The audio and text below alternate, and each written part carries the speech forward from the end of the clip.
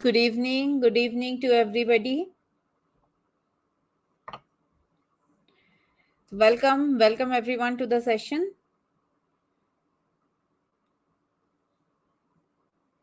Hello everybody.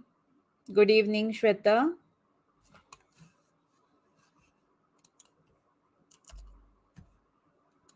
Yes, let's just wait for 2 minutes so everybody can join and then we will start.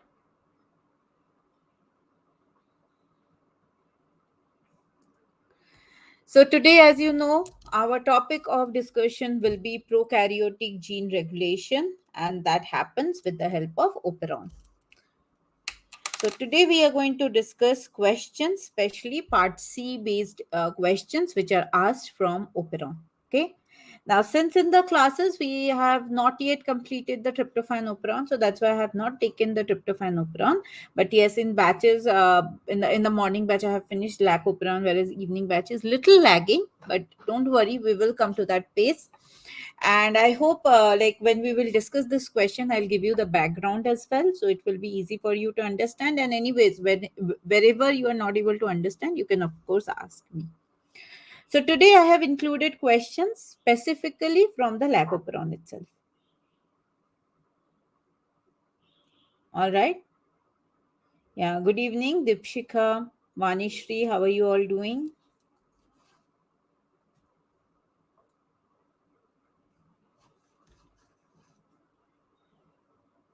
Yes, who all have joined? Okay, yeah, good evening, Sunshine.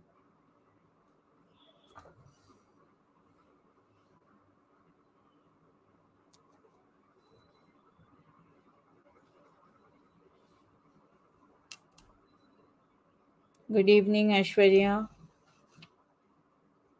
All right. So, what about you? So, all of you, do you have some background on the operon? At least lac operon. Are you aware with it? Are you familiar with the lac operon and how the regulation goes in it?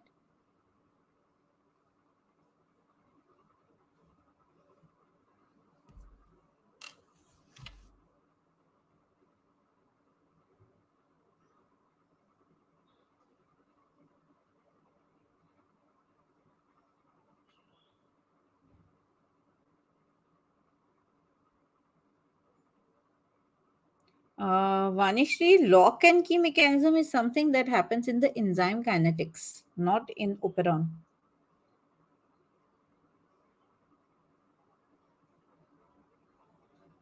Okay, Sadhya, Aishwarya, yeah, Sunshine. All right. Right. So today, as I was telling you, the questions that I have taken comprises of lac operon. Now, if you see this topic operon, it comes in two of the units. Okay, it comes in unit 3 also, and it comes as part of unit 2 as well. Okay. So basically, when you are doing operon, so if you are doing operon, if you are completing your study on operon and you are at a position where you can answer any question from operons, so in that case, you are covering one topic from two different units at the same time. Okay. And operon is also one such topic from where at least one question for sure comes. Okay. So it can be related to lac operon, it can be related to tryptophan operon, or it can be a combination of questions from lac as well as tryptophan operon. Okay. So operon is such an important question, and if you have gone through the previous year question papers, then you must be knowing that in a lot of questions do come from there, and usually the questions will not actually ask you anything about the fundamental working of the lac operon or tryptophan operon. It is more like the mutations which can carry in it, which can happen in those operons, and how it changes the functioning of these operons, right? So today we are going to talk about these things, and as we are going to talk about the mutations, I'll give you a brief idea about the basic functioning of lac operon as well. Okay, so I hope all of you are ready, and let's get started. So very first question: E. coli was grown in three different experimental conditions. In one, it was grown in a medium containing glucose as carbon source. In second, it is in medium containing both glucose and galactose. And in third, it was infected with a phage. And then the curve is given. Okay, so match the curve showing below to the treatment. Okay, so A, B, C graph is given. All right. So which graph you are getting on which treatment? Okay, so what are the three treatments given? First treatment, when E. coli is grown in a medium containing glucose.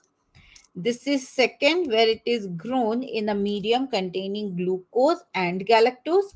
And this is third, where it is infected. The E. coli culture was infected with a phage. So which graph will be for which of the treatment, that we have to find out. Okay, so definitely options are given 1, 2, 3, 4. So I want all of your input in it, and let me know what do you think is the answer.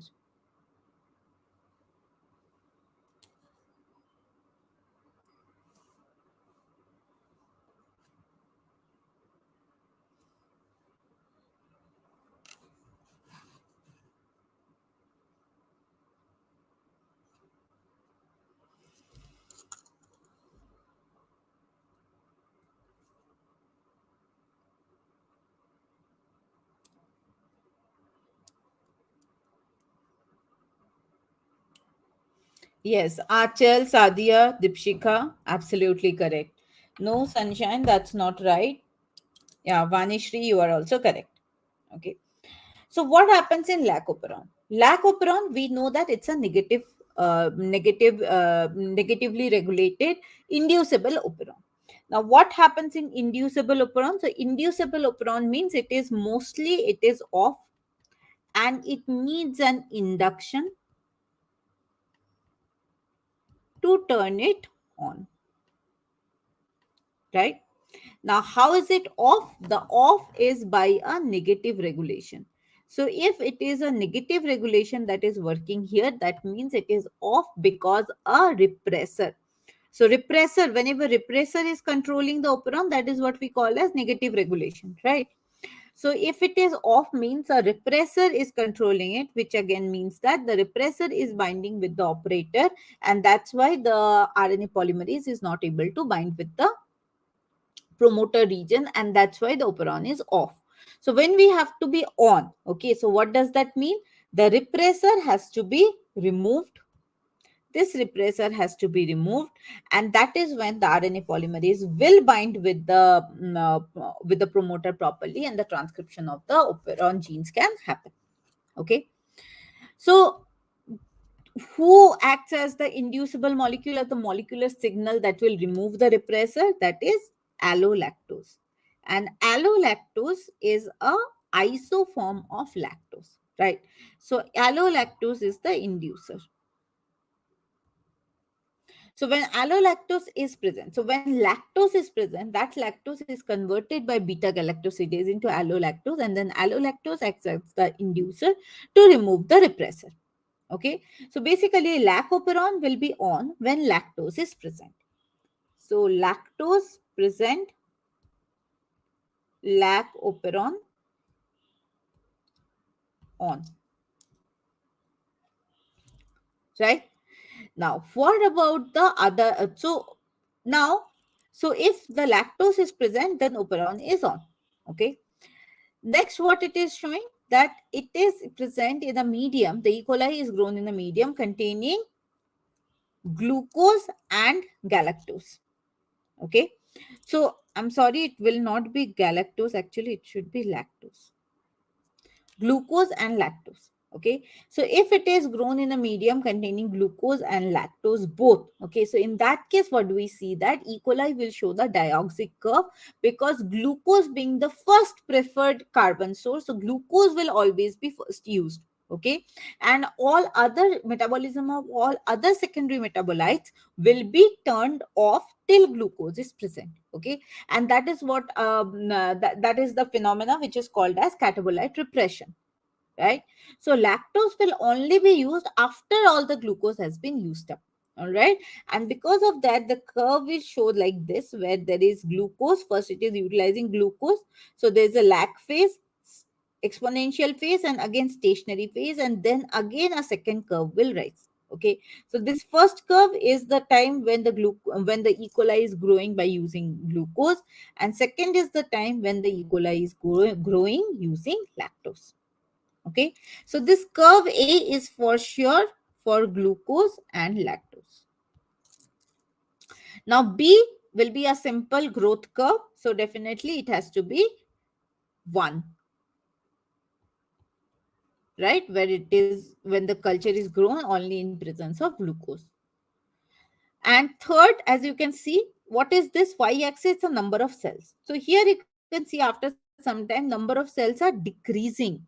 Okay, how the number of cells are decreasing? That means the cells are dying. And when can they die? They will die when there is a phage infection.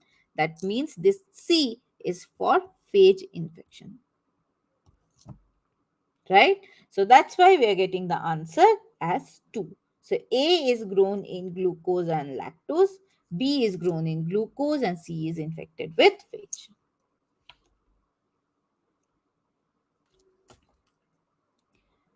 All right. Okay, moving on to next question. Yeah, before that, I can show you this image here. So how glucose causes the catabolite repression? That is because lac operon is not only having a negative regulation, it also has a parallel positive regulation as well. And that positive regulation is catalyzed by this CAMP complex. Okay, so this CAP can only bind, or CAP acts as a activator when it comes together with CAMP. Okay. Now, when glucose concentration is high, CAMP's concentration is low. Okay. So, because of that, the activator is not formed. So, because of that, there is no activator. And in case of in absence of activator, transcription can happen, but it will be slow. Okay, so even when glucose is present and lactose is also present, so lactose is removing the repressor, but because glucose is present, CMP's concentration is low and no activator is there. Okay, however, the utilization of lactose will happen when glucose concentration decreases and lactose is also present. So when glucose concentration decreases, that means CMP's concentration will increase. Then they will act as an activator. It will bind and it will result in the more expression of the lac operon. Okay. Right. Moving on. Next question. E. coli mutants isolated from a genetic screen showed the following classes of mutations. Point mutation in LAC-I, and second, deletions immediately downstream of the transcription site of the LAC-ZYA mRNA. Third, duplications of part or whole of LAC-Y. And D, duplication of part or whole of LAC-A. So choose the options which is likely to result in constitutive expression of the lac operon. So to answer this, first of all, you have to be very clear to understand what is constitutive expression. Yes, can you tell me what is constitutive expression?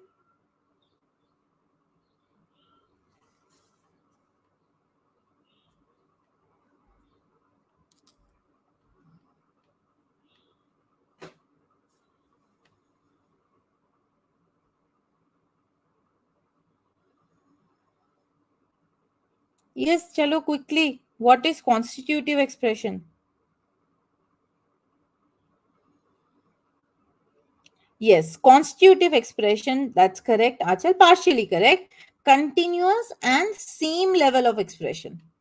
That is what is constitutive expression. Right? Constitutive expression means continuous plus same level of expression. Okay, so it's like the situation when your regulator is broken from the fan. So fan can run and it can run at the same speed, right? So until and unless you are turning off the fan, fan is constantly running at the same speed, right? So that is what is happening here in the constitutive expression. So there will be a constant expression of the lac operon genes, and also the level of expression will also be constant.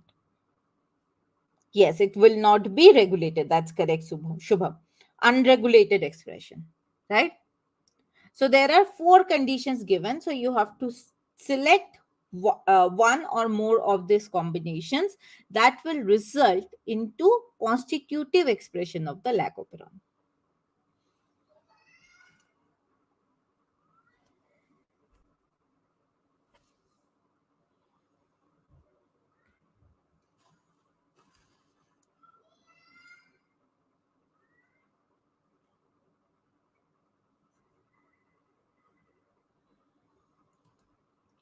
Yes, what do you people think should be the answer?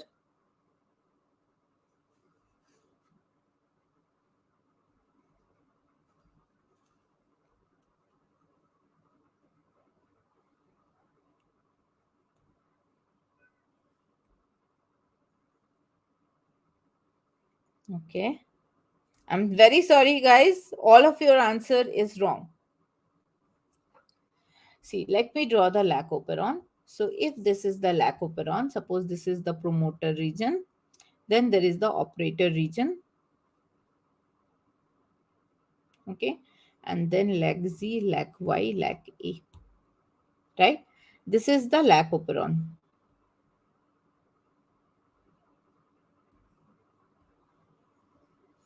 Now here it is lac I,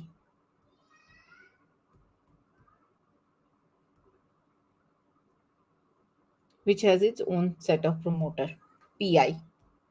Okay. Now what is lac I? So one thing that I think all of you understand and remember, that lac I is the repressor, right? So if it is the repressor, it's a repressor gene. It's a gene that is coding for the repressor. So it is not part of the operon. It is not part of the lac operon, right? So lac I is coding for the repressor. This repressor will go and bind at the operator region. And when the repressor is bound, this transcription will not happen. Okay. So if there is a point mutation in lac I, now that part is correct. All of you are correct in this, that A is also is one of the mutation, but it is not the only mutation that will result into constitutive expression. It is one of the mutation. So if repressor, this lac I is mutated. So lac I mutated means the repressor which is formed is not formed in the correct form, and that's why it will not be able to bind with the operator. Okay. So if repressor is not binding with the operator, so definitely transcription will happen. Okay. Now, what about the other possibility? One second. Okay. So repressor is not bound. So the expression is there. Okay. Now, the other possibility is repressor is there. Okay. But this operator site is somehow not correct. It is mutated. And because of that, repressor cannot bind with it. So if the operator site is mutated, then the repressor cannot bind, right? So the second is saying deletion immediately downstream of the transcription start site of the lag ZYA mRNA. So for now you have to understand where is the transcription start site. Okay. Now lag Z gene is present here. Okay. But the starting of the nucleotide sequence of the gene is not the starting site of transcription. Transcription will always happen some nucleotides before the nucleotide from where the gene starts. Right. So what happens here is I'll show you the image, the actual image with the nucleotide sequence. So this is the promoter region. Okay. So this much is the promoter region where the RNA polymerase will bind. -10, -35 sequence. Right. And then this side is the +1. So +1 means this is the transcription start site. And you can see this is the part that is covered by the repressor, means this much region is the, what is it? It's the operator. So if it is saying that what will happen if a deletion happen right next to the transcription start site, means somewhere here. So if here deletion happens, means the operator is now mutated. And if it is mutated, even when the lac I repressor is present, it will not have a proper binding site. Okay. So if lac I is absent, then also constitutive expression. If lac I is not able to bind to the operator region, then also constitutive expression. Okay. So both A and B will result into constitutive expression. So if you want, we can see the other options as well. Yeah. So duplication of a part or whole of y, lac y. So that means that there are two lac y. Now that is not going to cause any change. So maybe if there are two lac y, so lac y, what will happen? More of the permease will be produced. And D says duplication of a part of whole of lac A. So again, if lac A is present twice, that will just mean that two of the transacetyl, more copy or double the amount of transacetylase enzyme will be produced. Okay, but they are not resulting into constitutive expression. So constitutive expression will happen either lac-I absent, lac-I product absent, or lac-I product not able to bind with the operator. Okay, so only A and B. Is it clear, everybody?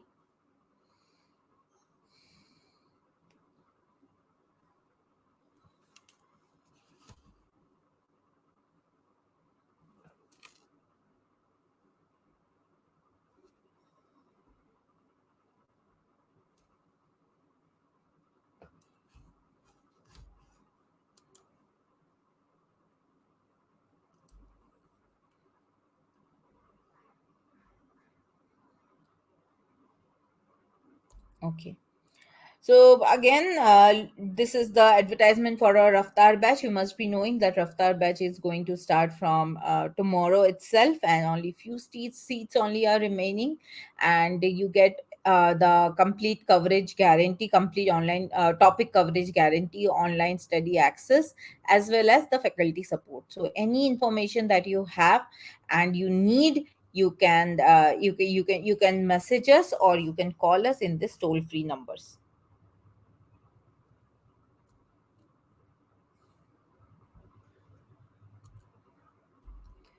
Okay, moving on. Next question. Now, in context to lac operon, if two bacterial strains P1 and P2 with the genotype OCI plus Z minus and O plus I minus Z plus respectively were used to produce miro-diploid daughter strain D, which one of the following statements correctly predict the expression of the Z gene in all the three strains? Okay, where O plus I plus Z plus denote the wild type allele of the respected genes. Okay, so if these are the wild type genes, what does that mean? What is OC? What will be I minus and what will be Z minus? So they all will be the mutant varieties.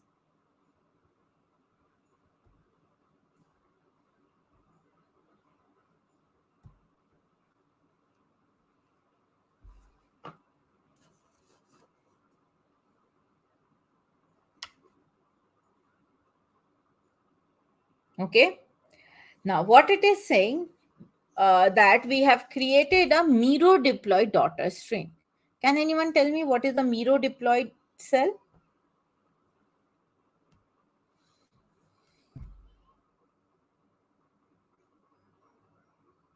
What is miro diploid?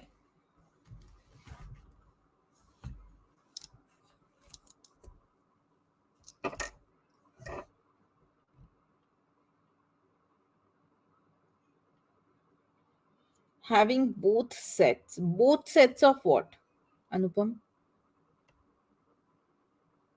Absolutely correct, Sunshine. So miro diploid means partially diploid.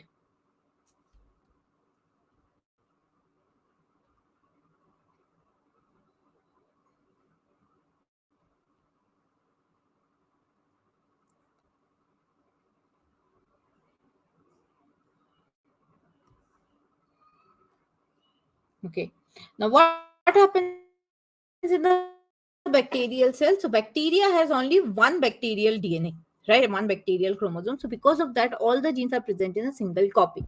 So if you see in terms of haploidy and diploidy, so bacterial cell is haploid. Okay, it has only one copy.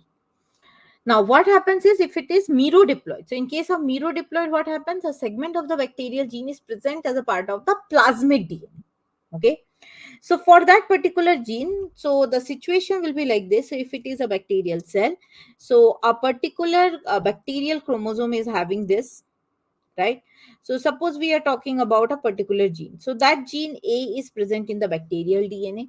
Now, somehow this bacteria is having a plasmid, and that plasmid,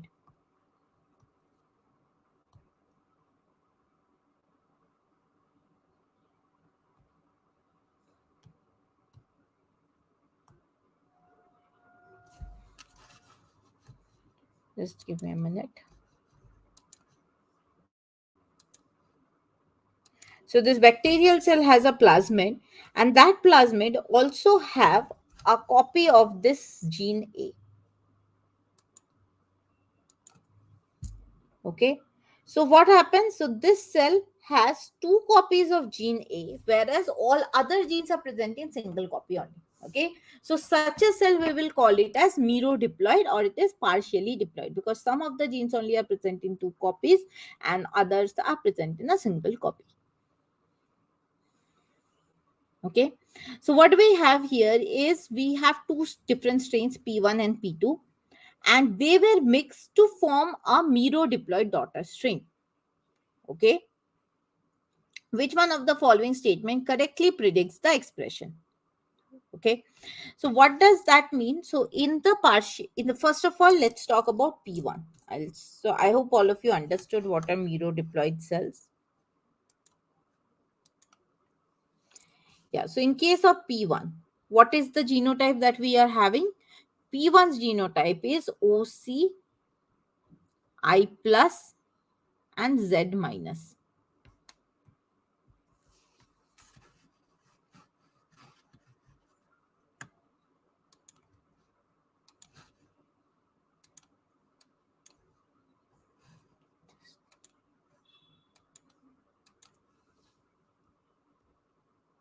I plus and Z minus. Okay. Now, what is O? O is the lac operator. I is the lac repressor, and Z is the gene coding for beta galactosidase. Okay. So, first of all, tell me what will be the phenotype here? So, O is mutated, I is present, Z is minus. What kind of expression will it have? Expression of what? Expression of beta galactosidase gene only. What will be the expression here? Anyone?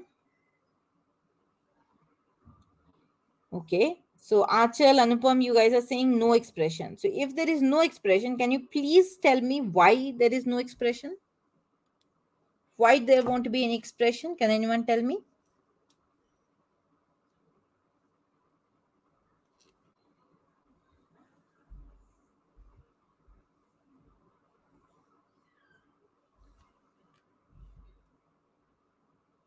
Absolutely correct, Anupam. So when we see this first genotype, what do you see? Operator is mutant, right? So first thing that should click you, that operator is mutant means the repressor is not able to bind. So if the repressor is not able to bind, so there should be a constitutive expression, right? But what do we see? Z is the only structural gene that is mentioned, and that is minus. So if the Z, the structural gene itself is minus, so it does not matter whether the operator is mutated or it is normal. Anyways, there won't be any expression. Okay. So for P1, there will be no expression.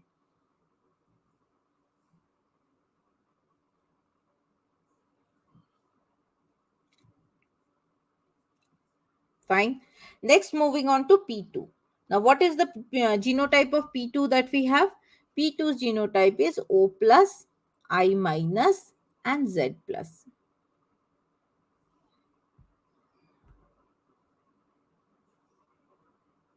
Okay. What should be the expression here in this case?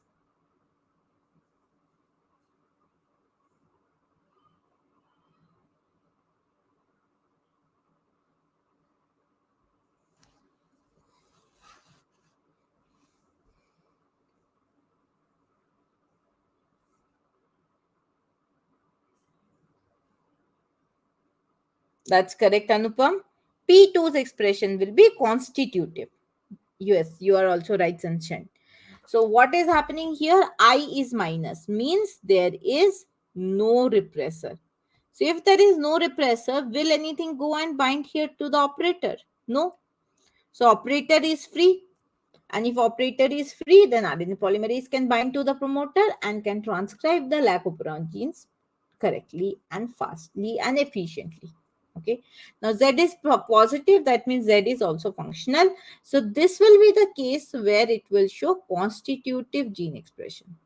Regulation is gone. Why? Because the gene coding for the repressor itself is mutant.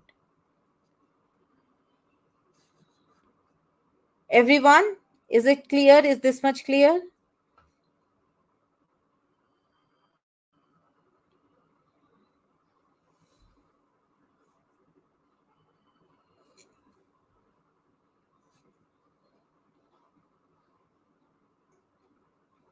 Is this much clear, everybody? Please answer.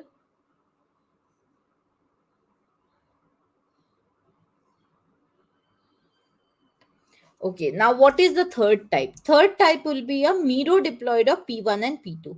Okay, so this miro diploid, what will happen? So basically, it will have two different DNA. One DNA will have this composition, OC I plus Z minus, and the other chromosomal DNA will have the combination O plus I minus Z plus.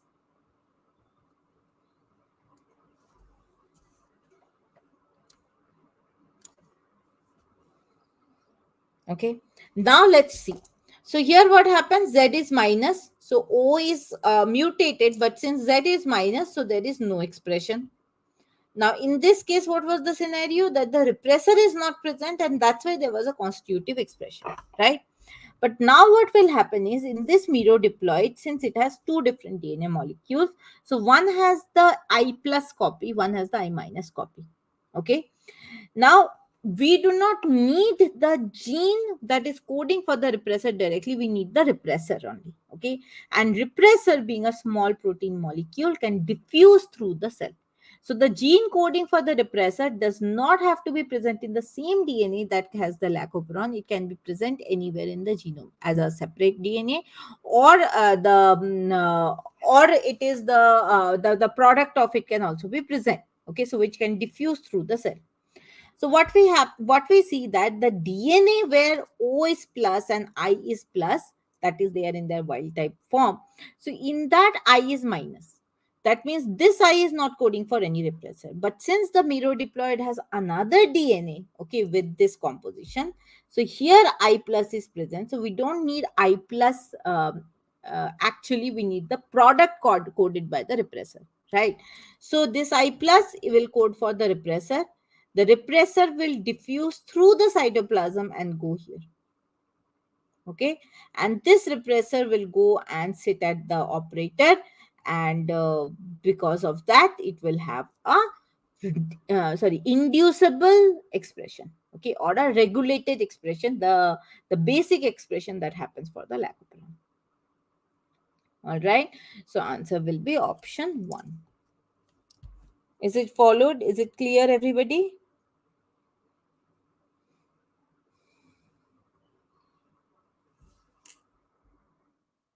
I have this image as well to explain you even better. So this is lac-I. So lac-I is definitely it is important for the regulation on the lac operon, but it is present out of the lac operon. Okay, so it has got its own promoter and all. Okay, so lac-I will code for the lac repressor. This lac repressor will go and bind with the operator, and no structural gene will be expressed. Okay, but when we have to move this expression, what we will do is, so this I will be acted upon by an inducer. So that inducer, when it binds with the I, it will make it unable to bind with the operator, and therefore the transcription will happen.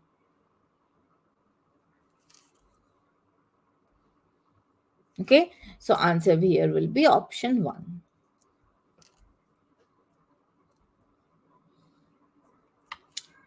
Now that was directly from the operons, which is something that can be asked. Apart from that, this is another type of question which is also frequently asked in CSIR papers, where they ask you to find out the position of attachment of a repressor or of a activator binding complex, or it can also be talking about to find out the binding site of a polymerase. Okay, so this is a again a deletion analysis study that we can do, right? And this deletion analysis study help us to pinpoint the position, okay, which can be the binding part of the repressor or binding part of the activator. Okay, so this is one such type which says that deletion analysis of a promoter region of gene was carried out to identify the regulatory elements in it. In the figure below, the filled boxes denote the areas of deletion, okay, and the observed activities in arbitrary units to the promoter are also shown. Okay, so this is the activity. So just imagine that these are the activity which is shown 100 or 175 or 50. This is the activity of the gene, and these dark boxes, they are meaning the deleted sites.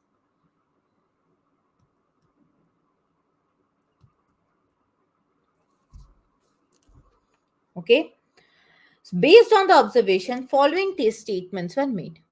So you have to read the statements, you have to match it up with the image that is given to you, which is explaining the relative activity of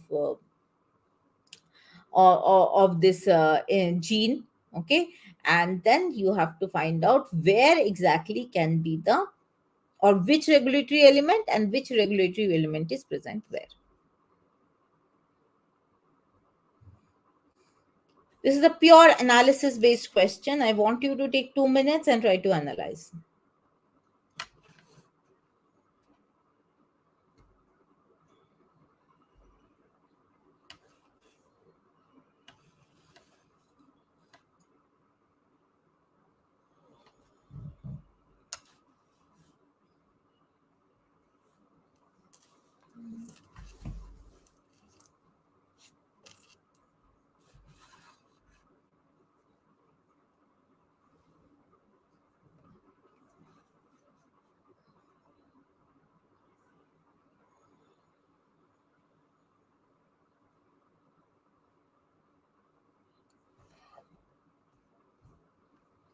Yes, anyone?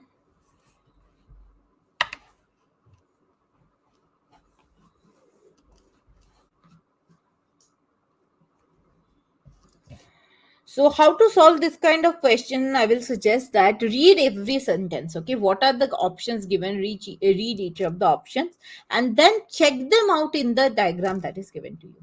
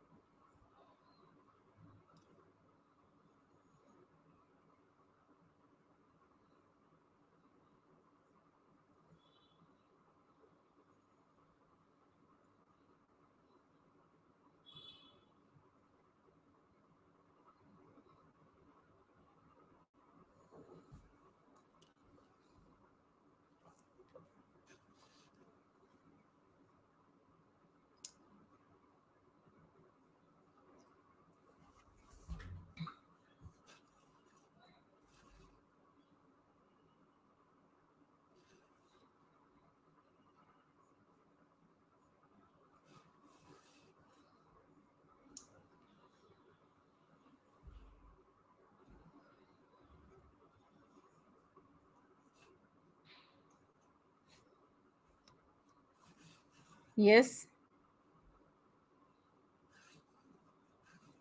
Okay, so many of you are saying option one. All right, let's check it out. So, option one says both A and B. So, it's saying both A and B statements are correct. Okay, so let's check it out. So first it is saying that the region between -100 and -50 houses a positive regulatory element. So first let's find out what region we are talking about. -50 and -100 means this region. Okay. So if this in this region, it houses a positive regulatory element. Okay. So how can we say that? So as you can see in terms of activity, okay, so there is a drastic activity drop from this to this, right? So this 175 is for this one, Okay. And then 50 is this.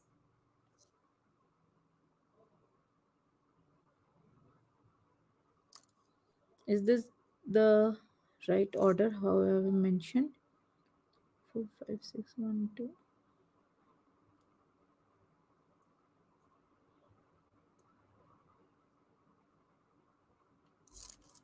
No, 1 second. I'll just erase it.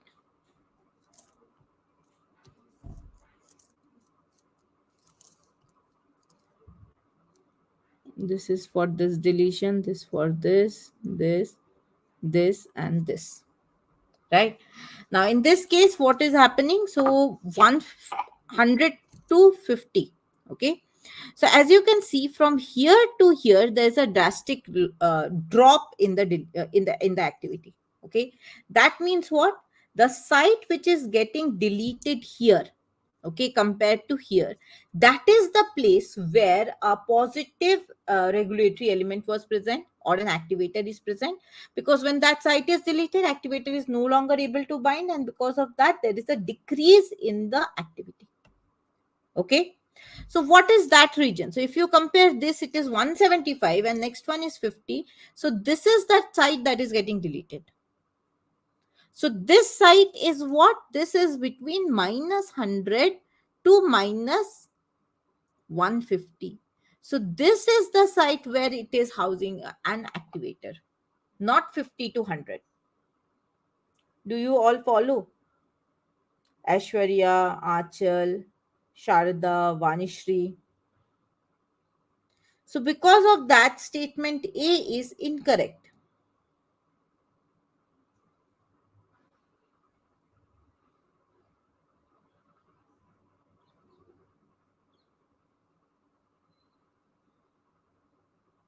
Everyone, did you follow? So that is why statement A is incorrect.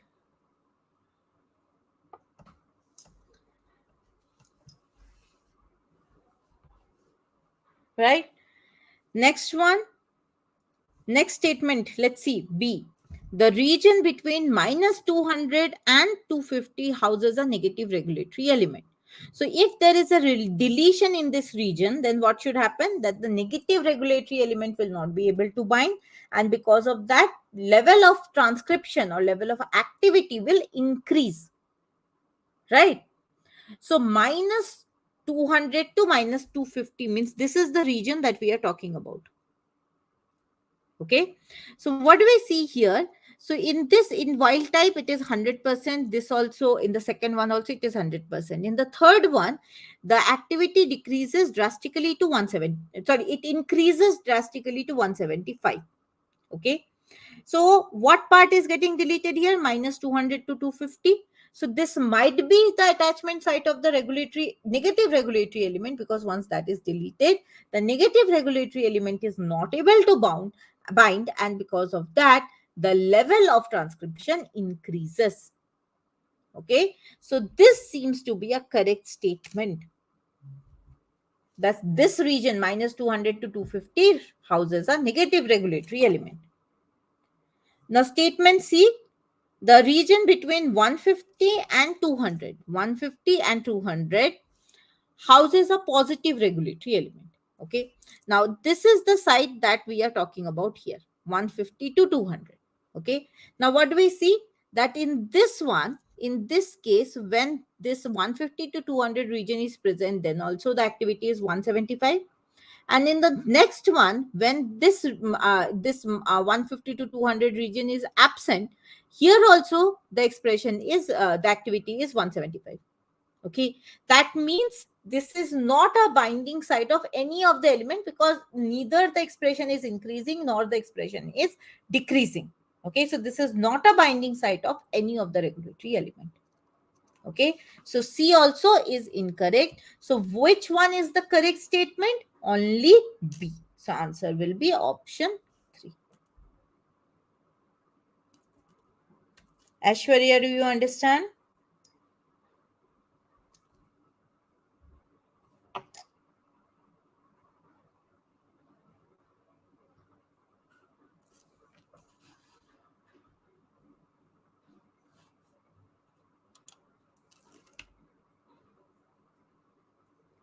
Okay, great.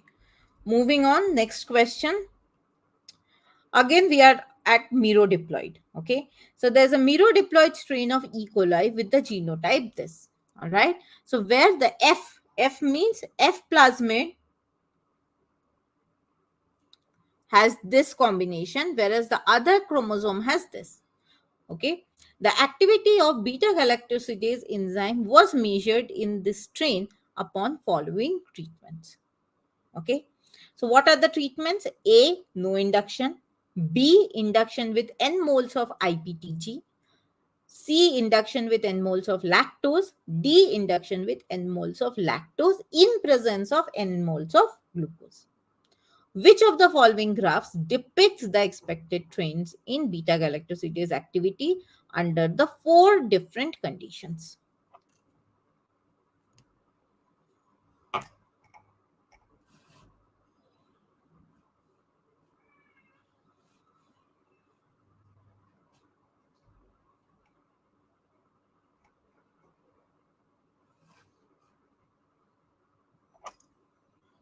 So there are four graphs given. Now, this is also a type of question which is often asked from this Operon part, where they give you this condition that there are different conditions in which you are growing the E. coli cell, and then what will be the expression pattern. Okay, so this graph is showing the beta galactosidase activity. So you can see the treatment is mentioned A, B, C, D on the x-axis, and on the y-axis, the beta galactosidase activity is showing. Okay, so you have to say which of the graph shows the or which of the graph is possible for this four expressions. The genotype of the individual is given.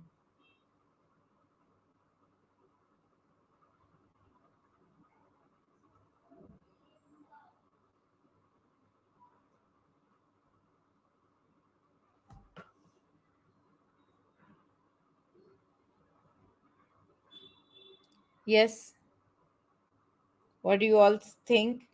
Think about all of that, all the conditions. Okay, so what is no induction? No induction means there is no lactose, right? So in place of if lactose is the inducer, so no induction means no lactose is present. Second, induction with n moles of IPTG. Now, what is the relation of IPTG and lacoperon? Quickly, can you tell me what is the relation of IPTG and lacoperon?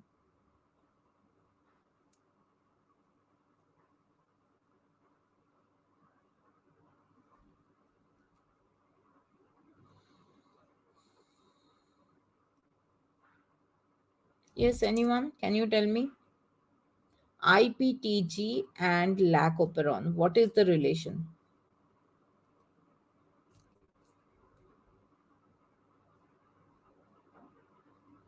Yes. So IPTG is also an inducer of the lacoperon, but it is an inducer which is not utilized by the product of the lacoperon. Okay, so in case of allolactose, so allolactose is an inducer, but allolactose, when beta galactosidase is present, so beta galactosidase can break down the allolactose into glucose and galactose.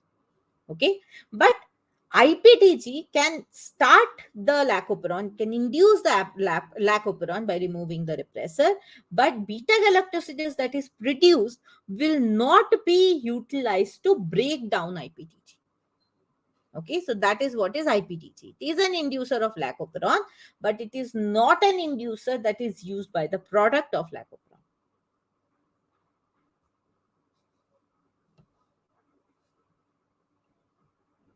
Okay, yes. Now, third is induction with n moles of lactose. D is induction with n moles of lactose in presence of glucose. So now this part also we have discussed in detail in the first question itself, that what happens when glucose and lactose both are present together.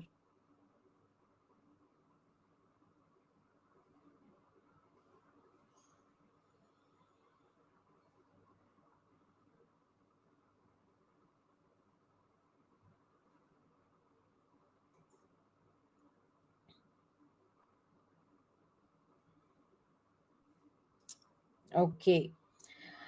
Yes.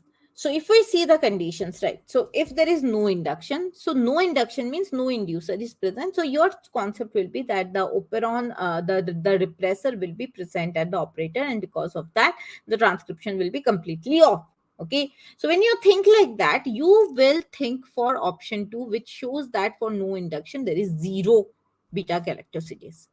Okay. But what happens is, so you have to have this minor understanding as well, that in the cell, in an E. coli cell, a little amount of beta galactosidase is always present. Okay. Now, what is the reason behind that? The reason is because the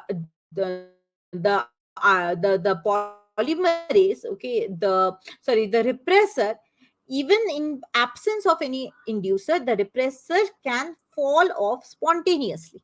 Okay. And as soon as the repressor detaches from the operator region, the RNA polymerase can start the transcription.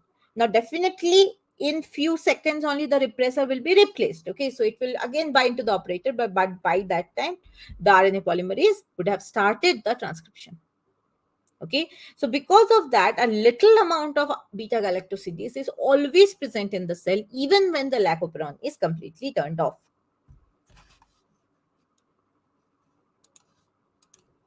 Okay, so because of this, it cannot be zero. With no induction also, there won't be zero. It will be some amount is present.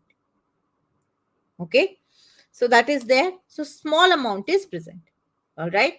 Now, if you see small amount, so definitely, first of all, you can eliminate option 2, and similarly you can eliminate option 1 as well, because option 1 is showing that in presence of inducer as well as absent of inducer, the same amount of beta galactosidase activity, which won't be there. Okay. Now, when I say for no induction, there is small amount of beta galactosidase present. So it can be either option 3 or option 4.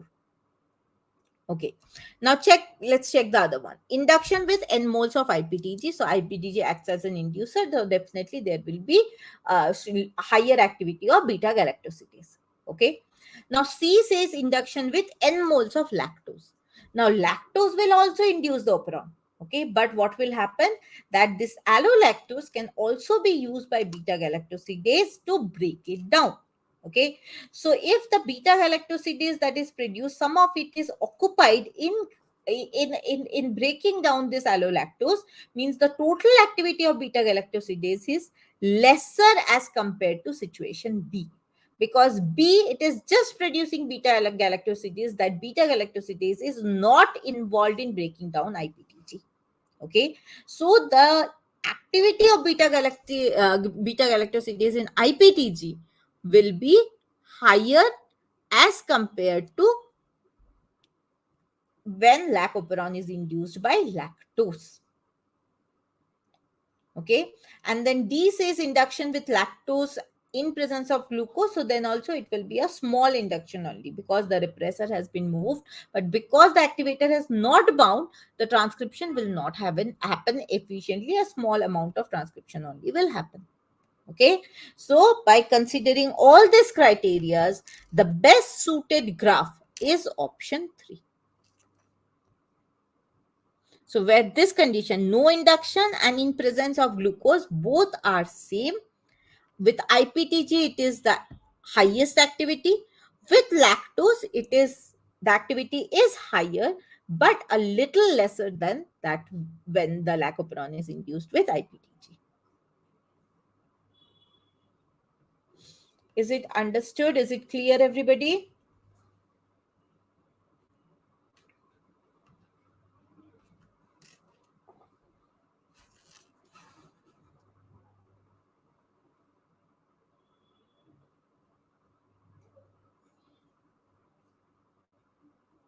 Anyone has any question?